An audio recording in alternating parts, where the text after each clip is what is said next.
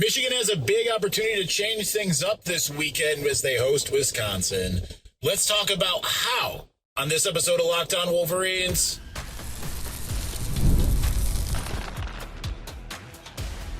You are Locked On Wolverines, your daily podcast on the Michigan Wolverines, part of the Locked On Podcast Network, your team every day. Happy Tuesday. We are back and doing it. Locked On Wolverines podcast, part of the Locked On Podcast Network, where it's your team every day. I'm your man on the ground, Isaiah Hole. I'm here waiting in the parking lot for basketball media days. So that's where we're at. We're going to talk a little football. Thank you for all of you who have made us your first listen, and thank you to all of our everydayers out there. There were a lot of comments that came out of Monday, in which I wasn't there. Like I said, I've been fighting something off, still fighting something off, but I'm here at basketball media days. There's a lot of interesting things that are coming out of what Sharon Moore had to say. And I think that the biggest thing here is obviously the drops in the wide receiver room. That's been the big topic here the last few days, or last few weeks rather, because it's been an issue all year, of course. And that makes me question, okay, at what point can they start to figure out, hey, we can do this and that, and we can start getting other guys involved? Because to me, that's been one of the big problems for Michigan, is that it's not always, like this year in particular, it's not cycling through a lot of those players as you would hope, right? Like, we've mostly seen the same three receivers.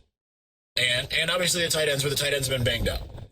So Sharon Moore mentioned both at his Monday press conference as well as on Inside Michigan Football that he has been extremely impressed with what Andrew Marsh has brought to the table.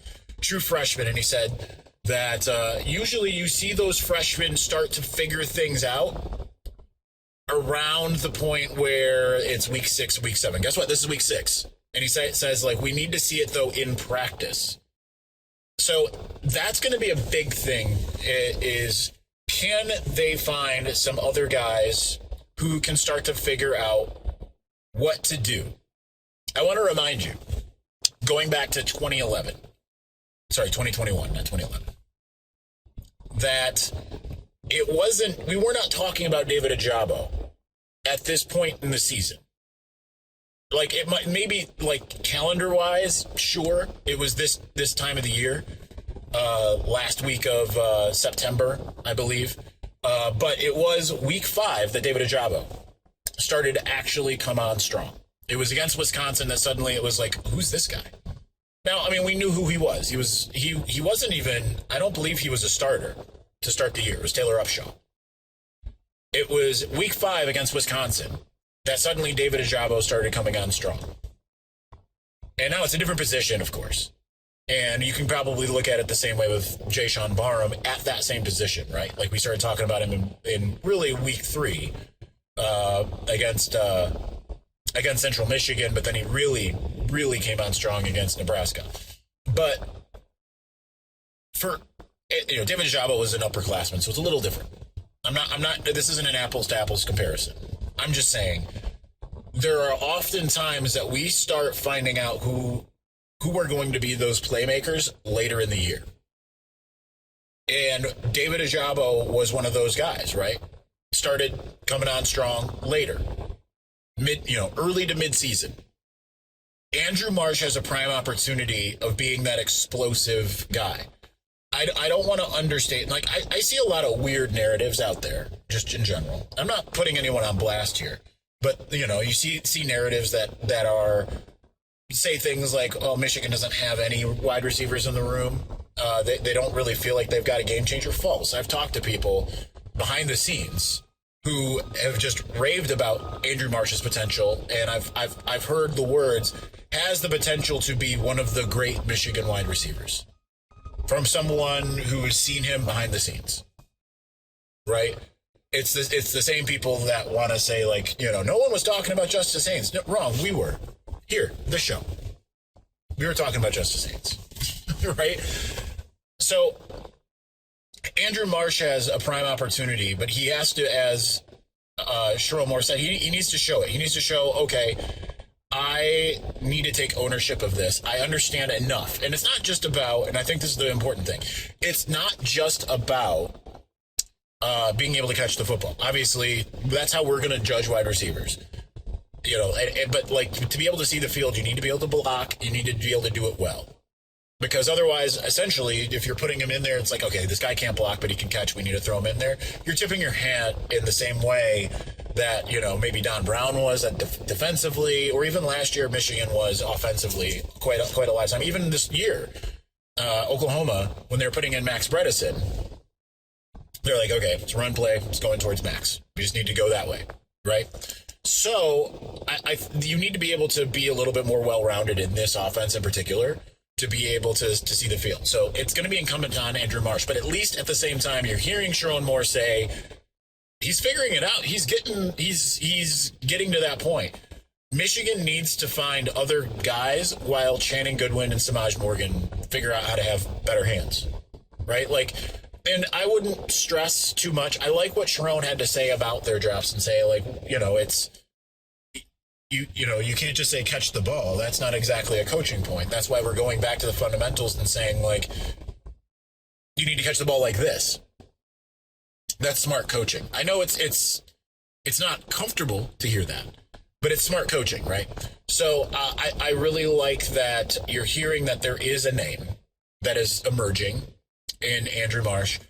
I want to see more of some of those guys. Jamar Browder.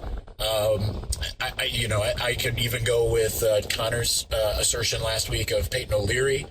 You know, if he's actually reliable, then yeah, I want to see a guy like Peyton O'Leary out there being able to do some different things. So it'll be interesting to see.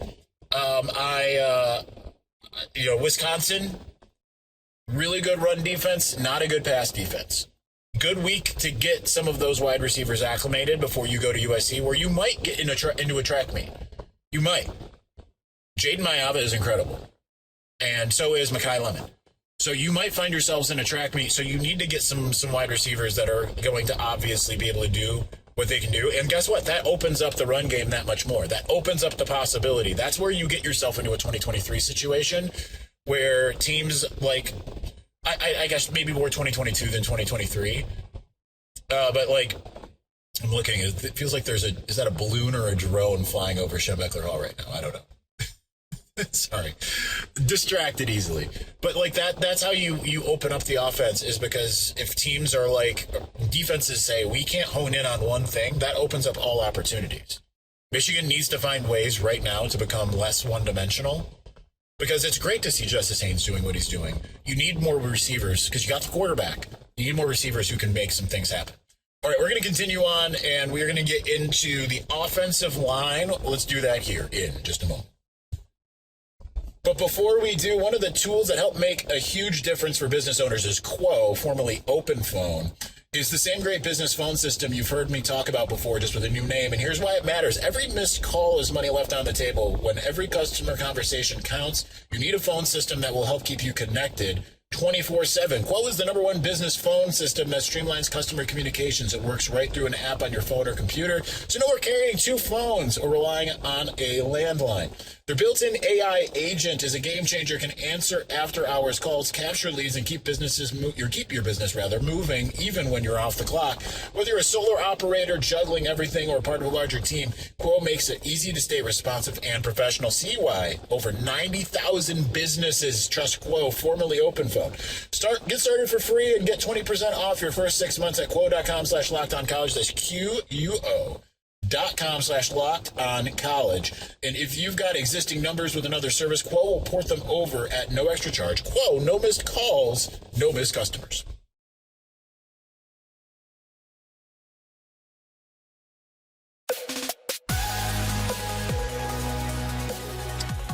All right, hopefully this ends up posting earlier than later, but last time I had some computer issues trying to get the video onto my computer, so hopefully we'll be able to figure that out while we're here at Basketball Media Days. So you have no idea, right? Like, is this post at 8 p.m.? You don't know that it's 12:55 at the moment. I'm sitting in the parking lot between Chrysler Center and the Big House. You can see the Big House if you're watching behind me, with some copious amounts of cranes for some reason around.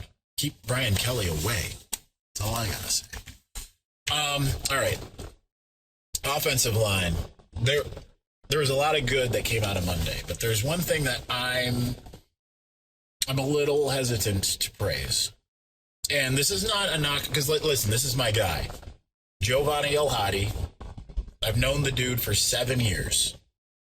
I think 2018 is when I first talked to Giovanni El Hadi. I'm pretty sure. It was a long time ago. It's funny because his interview, you can tell the maturity based off the interviews he was given, like 4-word answers when I first talked to him. And now he speaks a lot more. It's funny when you watch that kind of growth, that maturity. But let's get to the point. Sherrod Moore said he is, once healthy, and it sounds like everyone's going to be healthy coming back this week, that he is automatically back in as a starter. While fine to the degree that I'm not knocking Gio here. I'm not. I think the way that you need to look at it is not entrenched starters versus guys who are serviceable backups. I think you need to kind of rewrite everything based off of what you've seen in the last 2 weeks. Now, if Gio comes in practice, and he very well might be, and he probably is, coming in and just dominating, doing what he needs to do, and playing better than Nathan Afobe has at his position, then by all means. But I don't want to hear that said, in a way. I know that's kind of, hemming and hawing over, I don't know. I think it's important, though, given how the offensive line has played the last 2 weeks, the last 2 games, rather, that you evaluate it based on the meritocracy of it all. And I'm not saying Gio doesn't have the merit, but I'm saying like, and he did kind of concede this. Sherrod did concede this with the other starting position, the right guard, and said, hey, Nathan Afobe, Jake Cornera, Brady Norton, they'll all battle it out, right? But I don't really want to hear like, okay, that guy, we named him a starter before the year, and I get it, he's a team captain. I more so want to hear like, whoever plays the best is going to play regardless. That might be Gio. But just when you just are starting to finally get something going offensive line-wise, where it looked the part, it looked the role. And Sherrod says, if Gio's going to start, those other guys will fight to kind of cycle in. I don't really want to hear offensive line cycling in. Maybe that works, but generally, like, you don't really see that working. You think about the Oklahoma game, Brady Norton, again, I don't want to pile on a guy. Brady Norton was not looking good in that game. And then he gets hurt for 1 play, or 2 plays, I think. Jake Cornera comes in and is just a bulldozer. Looks amazing. Norton's like, I'm good, comes back in and is a sieve again. That's a problem. That is the one thing that concerns me. Now, I understand, like, you see things in practice that we don't see. And you feel good on what your personnel decisions are based off of what you see during the week, right? Like, they've got way more time on task, way more film to be able to determine that. But then when it comes to games, that's the important thing. And I want to see them I want to see them rewrite things based off of how games go more than how practice goes. That's very important. And, listen, the offensive line, we talked about this last week. Sometimes it takes about 4 or 5 weeks for them to come together. Now, we've seen the last 2 games, that fivesome come together. I don't want to see it get disturbed by anyone coming in. It could be like, guess what? Andrew Babalola had a miraculous recovery. We're putting him in because we feel like he's the most talented and the most ready to go. Only for it, in practice, everything is going amazing with him. It looks perfect, only for it to not work in games, right? Like, that's got to be the gold standard of what's worked in games. And getting that chemistry. And if it upsets the chemistry to bring any of these guys back, I'm not for it. Now, this is a talking point. I just want to make sure that that's clear. This is not me criticizing the coaches, really. It's more so criticizing the message that's given forth to us, the media, which is then disseminated to you, the people. I think that you just have to look at it considering, like, how it looked more so in week 2, but also in week 1. You know, how it looked then versus how it looked the last 2 weeks. And I just want to hear more of, listen, we get it. Now, here's the thing. Coaches lie to us all the time in the media, right? Like, especially when it's sunshine blowing all the time, then it's hard to really kind of figure out what's truth and what's not. And then we have to parse through it by looking at games and saying, okay, this is what was real, this is what wasn't, and all of that. But it concerns me a bit when you're talking about going back to a line that was still figuring things out. Now, maybe that is still the best 5. El Hadi and Brady Norton in the mix. That might still be the best 5. I don't know. By the year's end. And maybe you're determined to get there. But I would be more determined to say whatever works the best in game is what we're going to go with, and we're just going to continue on with that. Again, I'm parsing here, but I still think that would be the better message. You can tell we're coming off of a bye week because this is really nitpicky. But all right, last things last. I want to get to the state of the defense in general and why I continue to be that much more excited about it. Let's do that here in just a moment. But before we do, the NFL season is here, and FanDuel is an offer you do not want to miss. Right now, new customers can bet just $5 and get $300 in bonus bets if you win. That's right. Pick a bet, put down $5, and if it hits, you'll unlock $300 in bonus bets to use across the app. The great thing about FanDuel, you can play however you want to play. Same game parlays, live bets, player props, all of that and more. It makes watching football even more exciting when you've got a little something riding in on the action. Whether you're a casual fan and you love diving into the stats, FanDuel makes the game day experience that much better. So, what are you waiting for? Visit FanDuel.com to download the FanDuel app today and get started.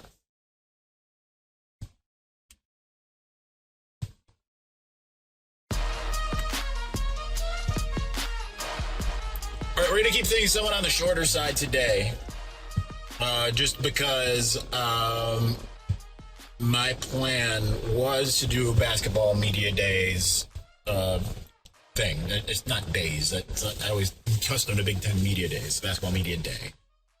I was going to do it all about that, changed my mind on the drive over, decided we wanted to talk football instead the whole time, and that's where we're at. So should be in there now, but I'm going to try to give you a few more moments talking about football. Defensively, Michigan is not 100% where I would hope it would be, and it might not finish there, but I continue to feel super excited about what we've seen. Now, the secondary might see some fixes. Sherwin Moore talked about Zeke Berry coming back, Caleb Anderson finally being healthy. I understand, we haven't seen Caleb Anderson. He got a lot of rave reviews in the offseason. Long guy, experienced, not all good experience, but experienced. I'd be curious to see how that ends up working out. But I'm really excited about the idea of that secondary getting healthier, and then you're starting to decide between veterans, Zeke Berry, Jair Hill, Caleb Anderson, and some of that new blood, Jaden Sanders, Elijah Dotson, Shamari Earls. Be interesting to see JoJo Edmond if he comes back and all of that. But I think that there's a lot to really like about what the Wolverines could have on the back end. It pales in comparison to what they've got on the front end. Now that you've moved basically full-time, right? Like, we talked about how all offseason, the plan was not to put Jayshon Barham on edge full-time. You can see that by the first 2 games, right? He was lining up at edge a few times a game, but mostly was playing at linebacker. That was the right call while you were waiting to see what you had in Cole Sullivan and Jimmy Rolder. But now that you're able to you've moved him essentially full-time, you can still play him at linebacker. That's the great thing, is the versatility. Now that you have him and Derek Moore, and that they've shown, again, we don't know how good Nebraska's offensive line is. It had been pretty good in the first 3 games in terms of pass protection. and then they get 7 sacks. Despite all the holds. I mean, it's still all the holds. But despite all the holds, then they get 7 sacks. So now you've got that. The interior, it's not as dominant as last year's interior, but it's very good.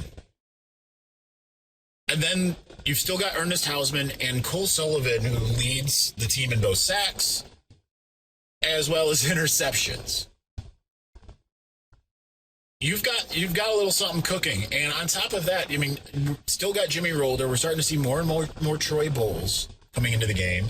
Sharon Moore raved about Nathaniel Owusu-Boateng, who came in the in bye week. He's finally healthy. They really love what they've got in Chase Taylor. Like, you are cooking with some gas now, man.